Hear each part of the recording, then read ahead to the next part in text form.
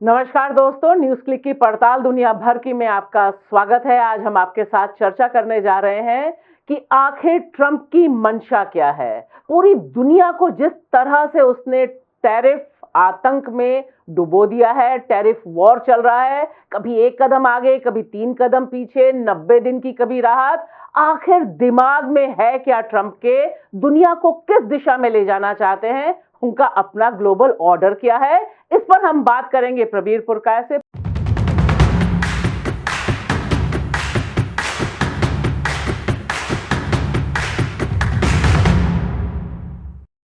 प्रबीर, आपका स्वागत है। दुनिया जो देख रही है उसकी कल्पना किसी फिल्म में भी नहीं की गई थी। ये सब क्या चल रहा है प्रबीर? ये क्या चाहते हैं अमेरिका के राष्ट्रपति? दरअसल उनके दिल दिमाग में है क्या? दुनिया को किधर ले जाएंगे? हम सब देख रहे हैं, ये ट्रेड वॉर चल रही है, इधर टैरिफ वॉर चल रहा है, रेसिप्रोकल टैरिफ, बच्चों का खेल है। कभी जाओ तुझे 85% तेरे पर टैरिफ लगाया, फिर बढ़ाकर 125%। माजरा क्या है? देखिए, ट्रंप के दिमाग के अंदर क्या है ये तो बताना मुश्किल है। हम सिर्फ यही चर्चा कर सकते हैं इसकी ट्रेड की थियोरीज, जिसके आधार पे ये तथाकथित ट्रेड वॉर शुरू हुआ है, उसके बारे में हम चर्चा कर सकते हैं। इसमें जो उनके जो इकोनॉमिस्ट्स हैं, जो एक मिरान करके है, एक पीटर नवारो करके है, जिसके बारे में मस्क ने बड़ा कड़वा टिप्पणी की, कहा कि रिटार्डो है, रिटार्डो कहा। तो ये जो चीजें हैं, इसको हम समझने की थोड़ी कोशिश कर सकते हैं। इसके साथ साथ कि दुनिया की ट्रेड इसके पहले किस तरह से चलती थी, आज इस ट्रेड वॉर जो शुरू हुआ है इसके बाद ये ट्रेड कैसे चलेगी, तो उस पर भी बात में आते। पहले तो वो मूल बात ये करें कि है क्या जी। तो यहाँ पर एक चीज जो सभी साथियों को मालूम होगा, दर्शकों को मालूम होगा, इसका परिप्रेक्ष्य ये है कि अमेरिका का ट्रेड बैलेंस दुनिया में नेगेटिव है जी। वो लोगों से खरीदते हैं ज्यादा, बेचते हैं कम। ट्रेड डेफिसिट जिसे अंग्रेजी में कहते हैं, ट्रेड डेफिसिट है। तो डेफिसिट क्यों चला सकते हैं?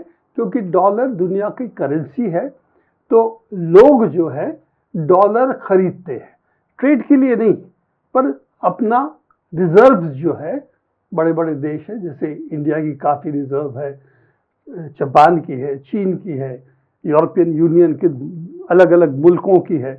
तो रिजर्व जो रखते हैं किस पे रखेंगे? रुपये में रखेंगे तो डिप्रिसिएशन होगा, तो वो इसका वैल्यू कम हो जाएगा। गोल्ड में पहले रखा जाता था, वो एक बार गोल्ड स्टैंडर्ड हुआ करता था, डॉलर गोल्ड के साथ टाइड था, जो अमेरिका ने ही हटा लिया था। उसके पहले अब गोल्ड से भी रखते हैं, आज भी गोल्ड रिजर्व रहते हैं जी। तो इसी डॉलर रिजर्व लोग इसीलिए रखते हैं क्योंकि हर चीज डॉलर से इंडेक्स्ड है, हर देश की करेंसी डॉलर से इंडेक्स्ड है। तो इसीलिए इनके पास नेगेटिव ट्रेड बैलेंस होने के बावजूद अमेरिका में इस पर कोई असर नहीं पड़ा है। पर यह बहुत दिन से इसकी बात हो रही है कि अमेरिका के ऊपर असर पड़ेगा, ट्रेड बैलेंस करने की जरूरत है। बहुत लोगों के अमेरिका के अंदर मांग है, यार ये भी कहना है कि एडवर्स ट्रेड बैलेंस दूसरे देशों की जो नीयत अच्छी नहीं है, इसीलिए हो रहा है। और सारी लैंग्वेज भी उन्होंने यही कहा कि सर हमारा इस्तेमाल कर रहे हैं, फायदा उठा रहे हैं। तो ये है कि नेगेटिव ट्रेड बैलेंस की वजह से हमारे यहाँ पर इंडस्ट्रियल जो पहले थी इंडस्ट्रीज थी वो खत्म हो गए। तो इसमें जो असली बात जो नहीं कहा जा रहा है कि अमेरिका का पैसा दुनिया में लागत के रूप में जाता है, फाइनेंशियल फ्लोज होता है, और दुनिया में उस फाइनेंशियल और ट्रेड का कंट्रोल क्योंकि डॉलर से होता है, इसीलिए दुनिया की हर जगह पे इनकी पहुंच है।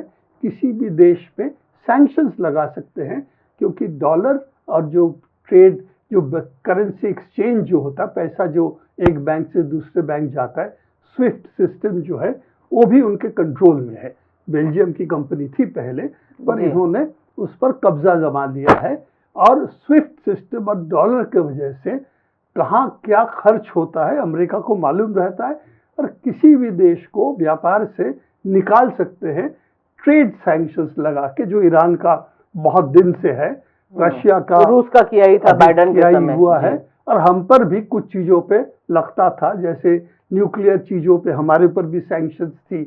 तो सैंक्शंस की जो कंट्रोल है वो डॉलर, क्योंकि दुनिया की करेंसी उस वजह से है। पर इस फ्लोस के बावजूद सवाल ये है, क्या अमेरिका खुद नहीं चाहता था कि मैन्युफैक्चरिंग दूसरे देशों में करे? तो हमको पट्टी पढ़ाया जाता था कि इंटेलेक्चुअल प्रॉपर्टी जो है वो असली चीज है, टेक्नोलॉजी की समझ असली चीज है, उत्पादन कोई भी करे। तो ये जो WTO के तहत जो एक पूरा ढांचा बनाया गया था कि मैन्युफैक्चरिंग जहां भी हो कोई फर्क नहीं पड़ता, सब जो है ट्रेड हम यूनाइट करेंगे WTO में। ग्लोबल विलेज आदि इत्यादि की सारी कहानियां हमने देखी थी। तो वो उसके वजह से इन्होंने ये पहला चीज जो किया था कि हर देशों की फाइनेंशियल दुनिया पर कब्जा करे, एंड दैट डॉलर का कब्जा दुनिया की फाइनेंशियल दुनिया पर था। हकीकत जो है कि उनको लगा उत्पादन करने की अमेरिका में जरूरत क्या है, यहाँ पर प्राइसेस ज्यादा है, लोगों के लेबर कॉस्ट ज्यादा है, बाहर से सस्ते में मिल जाता है। ये ग्लोबल दुनिया है, ग्लोबल विलेज है, कहीं पैदा होगा, कहीं पे जाएगा, कहीं असेंबल होगा, कहीं ठप्पा लगेगा और निकल जाएगा। और यहाँ पर हमारे जो लोग थे उन्होंने भी कहा था हम तो सॉफ्टवेयर बनाएंगे, हार्डवेयर में इतना क्या रखा है जी। तो हमारे यहाँ भी लोग इस पट्टी को पढ़े ना, तो हम हार्डवेयर नहीं करेंगे, वो चीन करे, पर हम तो सॉफ्टवेयर करेंगे। तो ये जो एक ढांचा बना था, ट्रेड ढांचा बना था, उसके तहत बहुत सारी इंडस्ट्रीज अमेरिका कंपटीशन में नहीं आ सकता था, वो खत्म हो गया। स्टील बहुत बड़ा हुआ करता था, खत्म हो गया। तेल तो वहां पैदा होता है तो वो तो खत्म होने का सवाल ही नहीं है, पर एल्यूमिनियम इस तरह से शुरू हो करे, और अल्टीमेटली इलेक्ट्रॉनिक्स हार्डवेयर जो साउथ ईस्ट एशिया, चीन में, ताइवान में, साउथ कोरिया में, ये सब चीन में नहीं, साउथ कोरिया, ताइवान में। तो ये जो पूरी जो डी इंडस्ट्रियलाइजेशन जो अमेरिका में हुआ है, इसीलिए कि उनको लगा फाइनेंस कैपिटल से ज्यादा पैसा, ज्यादा आमदनी होगी हमारी, दुनिया का फाइनेंशियल कंट्रोल अगर हम करेंगे, इंडस्ट्री की जरूरत नहीं है। तो ये समझ से उन्होंने चीन, south east Asia, east Asia जो जिसमें जापान भी है, भारत तो साउथ एशिया में, अब ताइवान है, जापान है, कोरिया है, ये सब काफी आगे है। और हमारे यहाँ पर जो बनता है, फार्मास्यूटिकल्स पे हम आगे हैं, हमारे यहाँ स्टील, एल्यूमिनियम हम अमेरिका को बेचते हैं, ज्वेलरी बेचते हैं, सारे हीरे जवाहरात जाते हैं, कपड़े जाते हैं। हीरे जवाहरात हम सिर्फ पॉलिश करते हैं ना, सूरत तो बाहर से, तो वो तो एक अलग खेल है, उस पर हम जा ही नहीं रहे आज।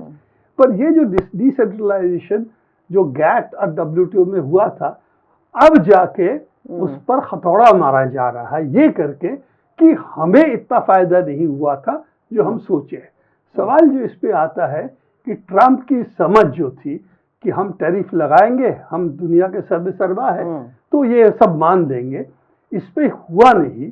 पहले तो शेयर मार्केट उनका वहां पर उथल पुथल हुआ, इसके बाद बॉन्ड मार्केट में भी उथल पुथल शुरू हुआ, और इसके बाद ट्रंप वापस गए। तो उसी का असर मुझे दिखाई देता है कि 90 दिन की जो दुनिया को राहत मिली है, द ग्रेट राहत, उसकी असली वजह क्या है? क्योंकि एक तो बड़ी क्यासबाजी थी कि क्या ट्रंप को कुछ विवेक जागृत हो गया, या क्या हुआ कि इतने बड़े घोषणा करने के बाद उन्होंने बिल्कुल कह दिया था 2 तारीख से, 2 अप्रैल से सब कुछ हो जाएगा, शुरू भी कर दिया, दुनिया में त्राही त्राही हो गई, शेयर बाजार जैसा आप कह रहे हैं वो गिर गया, लेकिन जो कदम वापस खींचे, जो 90 दिन की राहत दी, उसके पीछे की जो कहानी है वो तो कहीं से मीडिया में चर्चा नहीं हो रही है। बहुत छोटे छोटे में आया कि मस्क नाराज हो गए, उनके जो बिलियनियर फ्रेंड्स थे वो नाराज हो गए।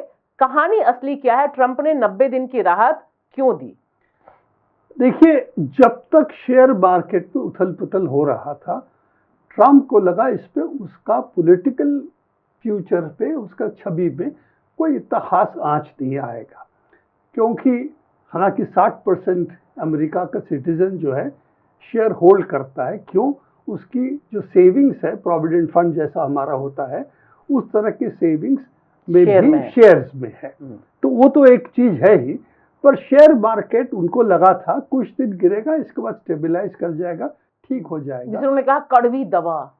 हाँ, ट्रंप ने कहा कड़वी दवा। मैं उसकी बातों पे नहीं आ रहा हूँ कि आपने पूछा क्यों हुआ, तो क्यों में ट्रंप की भाषण नहीं है, ठीक है ना। तो क्यों था कि उनका कैलकुलेशन था शेयर बाजार गिरेगा फिर ठीक हो जाएगा, और इससे हमारे यहाँ पर जिसे कहते हैं कि एक स्टैगफ्लेशन, एक तरफ इन्फ्लेशन हो या तो एक तरफ डिप्रेशन हो, ये नहीं होगा। तो डिप्रेशन का जो डर है उनके शेयर मार्केट से उनको लगा इससे कुछ नहीं होगा। बॉन्ड मार्केट जो लोगों को मालूम नहीं है, तो शेयर तो लोग समझते हैं आजकल, कम से कम मध्यवित्तीय जो लोग हैं उनको शेयर मार्केट मिडिल क्लास तो इन्वेस्ट भी करता है। हाँ, तो ये बॉन्ड मार्केट जो है हमारे लिए अनजाने हैं, क्योंकि हम इस पे जाके खेल भी नहीं सकते। स्टॉक मार्केट जो करते हैं, पर बॉन्ड मार्केट स्टॉक मार्केट से देवड़ा करीब बड़ा है, और इस पे प्लेयर्स कौन है? बड़े बड़े फाइनेंशियल इंस्टीट्यूशंस है, बैंक्स हैं, और सबसे बड़े देश भी है। क्योंकि जैसे इंडिया है, उसके रिजर्व्स कहाँ रखेंगे? रुपये में तो रखेंगे नहीं, तो रिजर्व्स हम कहाँ रखेंगे? तो हम ये तो गोल्ड में रखें, ये तो डॉलर में होल्ड करें अमेरिका में, ये तो बॉन्ड खरीद के करें ताकि कुछ अर्निंग भी उसमें होते रहे। तो बॉन्ड मार्केट इसीलिए एक हिसाब से आपका इंडेक्स्ड होता है कि कितना इसकी दाम इन्फ्लेशन से कितना दाम घट रहा है रुपया का, उसको कॉम्पेंसेट करके उसको आपके दाम दिया जाता है। डॉलर की मजबूती भी इसी पे निर्भर करती है। और जैसे आपने गोल्ड बॉन्ड देखा होगा, आरबीआई बेचता है, ठीक है ना। गोल्ड का प्राइस से इंडेक्स्ड है और आपका परसेंटेज जो मिलता है उस पर 2-2.5% मिलता है। पर गोल्ड प्राइस से क्योंकि इंडेक्स्ड है, अगर गोल्ड प्राइस बढ़ता है तो बॉन्ड का दाम बढ़ता है। तो दाम बढ़ना जो है उसके लिए आपको इंटरेस्ट जो उनको कैलकुलेट करके देते हैं। बॉन्ड मार्केट की इंटरेस्ट रेट जब बढ़ती है, इसका मतलब बॉन्ड बेचना मुश्किल हो रहा है। उसको अट्रैक्टिव करने के लिए सबसे बड़ा बिक्री करने वाला अमेरिकन ट्रेजरी है, सरकारी है, तो इसीलिए उनको इंटरेस्ट रेट बढ़ाना पड़ता। और इंटरेस्ट रेट 5% से अगर ऊपर चले जाए तो आपका लीमन ब्रदर्स की जो गिरने की जो बात हुई थी, उस तरह का सिचुएशन पैदा हो जाता, क्योंकि बड़े बड़े प्लेयर्स पैसा इस पे सर्कुलेट करते हैं, और जब कॉल्स कहते हैं बढ़ जाता है तो उनको पैसा दिखाना पड़ता, और वो उनके पास होता नहीं। तो हेज फंड्स, जिस इन चीजों पे आप और हम खेलते नहीं कभी, इसीलिए हमको इसलिए हाँ, लेकिन ये समझ आ जाएगा कि ये मार्केट है, और ये मार्केट एक मिनट बॉन्ड मार्केट का है, ये मार्केट है। और अब देखिएगा कि ये जिस तरह से बढ़ रहा था, ठीक है ना, इसको देख के ट्रंप को समझ में आ गया, ये अगर 5%, 4.8%, 5% अगर चला जाए तो मतलब उनका पूरा इकोनॉमी में लोग उससे डॉलर से भाग जाना शुरू करेंगे। अगर वो होता है तो अमेरिका में अगर डॉलर खरीदने वाला नहीं होगा तो अमेरिका जो ग्लोबल करेंसी बना हुआ है, इसका मतलब उसके लिए ये सस्टेन करना बड़ा मुश्किल पड़ेगा। तो असली निगाह बॉन्ड मार्केट पे थी, और बॉन्ड मार्केट में उथल पुथल बंद नहीं हुआ है। 2 दिन के लिए स्टेबलाइज किया थोड़ा, फिर से बॉन्ड मार्केट का इंटरेस्ट रेट बढ़ना शुरू हुआ है। अब देखिएगा बढ़ना शुरू हो रहा है 4.47 से ऊपर। तो ये जो हुआ है, इससे लग रहा है कि इंस्टेबिलिटी अमेरिका के लिए इस वक्त लॉन्ग टर्म इंस्टेबिलिटी अमेरिका इस पे जा रहा है, अगर इस ट्रेड वॉर को बंद नहीं करेगा। सवाल यह है कि ट्रेड वॉर इस वक्त मुख्यतः लगता है चीन के साथ है, पर यह मत भूलिएगा 10% मिनिमम हर चीजों पे लगाया गया है टैक्स, हर देश के ऊपर। उस पे हमारे भी कुछ चीजें ऐसे हैं 10% से कम टैक्स पे पहले थे। उनको जो एक्सपोर्ट ड्यूटी जो अमेरिका को देना पड़ता 10% से कम था, तो वो भी 10% तो हो ही गया मिनिमम, और कितना और बढ़ेगा वो नेगोशिएट करना पड़ेगा। और इसीलिए हकीकत जो है दुनिया में सबसे ज्यादा इस वक्त अमेरिका का जो टैक्स बढ़ा है, जो आपका कस्टम्स ड्यूटी बढ़ा है, ये सबसे बड़ा ट्रेडिंग शॉक दुनिया के लिए है। अब 25%, 100% वो तो भूल जाइए, 10% और जो नेगोशिएट करके 25% और वो जो इंडिया पर था, कितना आएगा पता नहीं, हर देश से अलग अलग नेगोशिएशन होगा, पर ये भी दुनिया के लिए सबसे बड़ा शॉक है, 10% बढ़ाना ही। तो इसीलिए क्राइसिस खत्म नहीं हुआ है, क्राइसिस का इंटेंसिटी घटा है, और क्या इसके जरिए सचमुच दुनिया का ट्रेड स्टेबलाइज करेगा नहीं, ये सवाल अभी भी बाकी है। तो एक बात तो तय हो गई कि 90 दिन की राहत क्यों दी, और दूसरा बड़ा सवाल है कि उसने चीन पर निशाना साधे हुए है, और चीन पे जो हाल है जिस तरह से बढ़ रहा है, और चीन ने भी कहा है कि हम झुकेंगे नहीं, सीधे कह दिया तुम्हारी ब्लैकमेलिंग है, हम इसे अंत तक ले जाएंगे। उसको काफी एक्सप्लेन करता है कि चीन से इतनी दुश्मनी क्यों है, क्योंकि 2000 का जो नक्शा है दुनिया का, उसमें दिखाई दे रहा है कि अमेरिका का बोलबाला था, और 2020 में यह चीन का बोलबाला है। चीन के ऊपर पूरी दुनिया इंक्लूडिंग अमेरिका सबसे बड़े पैमाने पर निर्भर है। हाँ, इसको थोड़ा एक देखते हैं जी। इसमें दिखा रहा है कि किन देशों की सबसे बड़ा ट्रेड पार्टनर चीन है या अमेरिका है। अगर यहाँ देखें, नीला जो देश है वो सब अमेरिका के साथ ट्रेड, उनका नंबर 1 पार्टनर अमेरिका है जी। 20 साल में, चंद साल दुनिया के हिसाब से बहुत बड़ा नहीं है, 20 साल में सबसे बड़ा ट्रेड पार्टनर इस वक्त अमेरिका नहीं चीन है। लाल जो है इसका मतलब सबसे बड़ा ट्रेड पार्टनर चीन है, और इंडिया का कभी अमेरिका होता है कभी चीन होता है, डिपेंड करता है किसके साथ हम क्या समझौता रखते हैं। तो ये जो स्थिति है, तो इसका ये भी एक नतीजा है कि दुनिया में जितनी ट्रेड होती है, अमेरिका और परसेंटेज ऑफ ग्लोबल ट्रेड अगर देखें, अमेरिका और चीन को लेके देखें, तो देखेंगे चीन सबसे बड़ा परसेंटेज ऑफ ग्लोबल ट्रेड करता है, सबसे बड़ा हिस्सा उसका है। तो इसीलिए अमेरिका अगर सोचे कि चीन को एक तरफा हम मार दे सकते हैं, तो उस पर दिक्कत की बात यही है कि इतने मुल्क चीन के साथ व्यापार करते हैं, तो अमेरिका इसका कैसे चीन की जगह ले सकता है। तो अमेरिका कहना हमें लेने की जरूरत नहीं है, हम तो सबसे वसूली करेंगे, डंडा है हमारे पास, सबके साथ सबसे वसूली करेंगे, डॉलर हमारे हाथ में है। तो ये जो समझ है, चीन को लगता है कि इस समझ को अगर हम थोड़े दिन के लिए भी एक्सेप्ट कर ले, इसका मतलब तो हमारा पूरी तरह से खात्मा हो जाएगा, क्योंकि हमारे ऊपर निशाना हमेशा रहेगा। तो हमारे से वसूली सबसे ज्यादा इसीलिए करेंगे क्योंकि हम बढ़ रहे हैं। अभी भी अमेरिका की जो इकोनॉमी है चीन से बड़ा है, चीन नंबर 2 है, उस पर हम गए नहीं, पर चीन नंबर 2 है, और इंडिया रैपिडली नंबर 3 पोजीशन में शायद आ जाएगा अगर इसको डॉलर इक्विवेलेंट में देखें। पर सवाल ये है कि दुनिया में जो देश है जहां लोग रहते हैं उसकी इकोनॉमी बढ़ेगी। अब इंग्लैंड है, वो बहुत बड़ा मुल्क समझते हैं अपने आप, है तो पित्ती भर का देश, अगर नागरिकता उसके हिसाब से आप देखें तो ये इसकी वजह आपको दिखाई देती है कि ये सारी जो खबरें आई कि चीन पर उसने टारगेट किया, लेकिन वहां पर भी बड़े संकट है, क्योंकि अमेरिका का बिजनेस भी चीन पर बड़े पैमाने पर निर्भर करता है, जिसको हमने अलग ढंग से देखा भी कि जो खबरें आ रही थी वो बता रही थी कि एप्पल भी बहुत परेशान है, उसकी निर्भरता है। तो अंततः ये अब जो पूरा का पूरा ट्रेड वॉर शुरू किया है, इससे ट्रंप क्या चाहते हैं कि अब ग्लोबल जो वर्ल्ड ऑर्डर है, जो रूल ऑफ लॉ है, वो सब होके अब ट्रंप का रूल चले बस? वो तो उनका यही समझ है कि सबसे बड़ा डंडा हमारा है, हम जो कहेंगे वही लोग मान लेंगे। सवाल उसकी अगर छोड़ दें ट्रंप क्या सोच रहा है नहीं हो रहा, मैंने पहले से ही कहा ट्रंप के दिमाग में हम कैसे घुसेंगे, वो तो संभव नहीं है। हम तो सिर्फ बात कर सकते हैं कि क्या हो रहा है, क्या है। उस पर साफ है कि जैसे बड़े बड़े अमेरिकन कंपनी है, एप्पल है मान लीजिए, आईफोन है, तो आईफोन का मुनाफा कहाँ जाता है?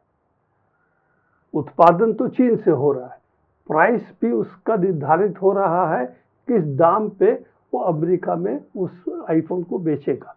पर सवाल ये है कि उसके 5% से भी कम प्रॉफिट चीन में रहता है।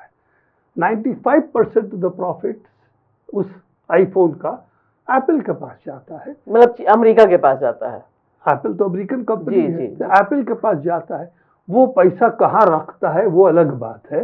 वो आधे पैसे तो जो कहते हैं ट्रेजर आइलैंड, जिन पे कुछ रोक थोक नहीं है, वहां रहता है जाके, ठीक है ना, टैक्स नहीं लगेगा। इंटेलेक्चुअल प्रॉपर्टी राइट्स आयरलैंड में देते हैं। इस तरह के बहुत सारे कारतूत करते हैं। पर सवाल यह है कि प्रॉफिट का उसका 95% प्रॉफिट जो है एप्पल के पास जाता है। तो अगर आप देखें कि एप्पल का जो मुनाफा है उसको देखें, ना देखें किस दाम पे चीन से अमेरिका जाता है, तो मुनाफा का 90-95% हिस्सा एप्पल का अमेरिका के पास जाता है जी। एप्पल पे पास जाता है। और जो बनाता है, जहाँ चीन से बनता है, उसके पास ये 5% 10% से ज़्यादा नहीं होता है।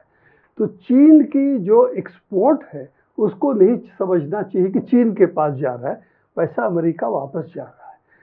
अमेरिका उस पैसा को कहाँ रख रहा है, एप्पल उसको कहाँ रख रहा है, इस पे हम नहीं जा रहे हैं। ये उसका अलग मामला है। वो तो कुछ आयरलैंड पे रहता है, कुछ और ट्रेजर आइलैंड्स जो कहते हैं उस पे रहता है, वो अलग बात है। पर है तो अमेरिकी कंपनी के पास ही जाता है। तो यह जो चीज है, तो चीन का ही स्ट्रॉन्ग पॉइंट यही है।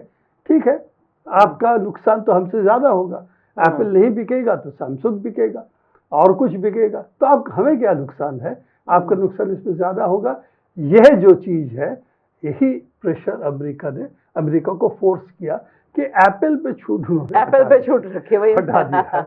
और एप्पल के साथ साथ और कुछ कंपनियों पे छूट हटा दिया है, क्योंकि वो छूट अगर नहीं हटाता, नुकसान अमेरिका का है, चीन का नहीं है। और बल्कि चीन का जो इस वक्त सेलफोन है, तो उसका मार्केट और बढ़ सकता है। हालांकि सैमसंग वगैरह भी तो मार्केट में है। तो ये देखते हुए ये ना समझे कि चीन की ताकत कम है। तो एक तो है कि इतने देशों के साथ उसका प्राइमरी बिजनेस अमेरिका से ज्यादा है इस वक्त, और ये दुनिया की मैन्युफैक्चरिंग में इस वक्त काफी आगे है। और उस तरह के मैन्युफैक्चरिंग अमेरिका में दोबारा स्थापना करना लगता नहीं संभव है। हालांकि जितना भी दावा करें, फिलहाल दिखाई दे रहा है कि ट्रम्प को थोड़ा बैकफुट पे जाना पड़ रहा है।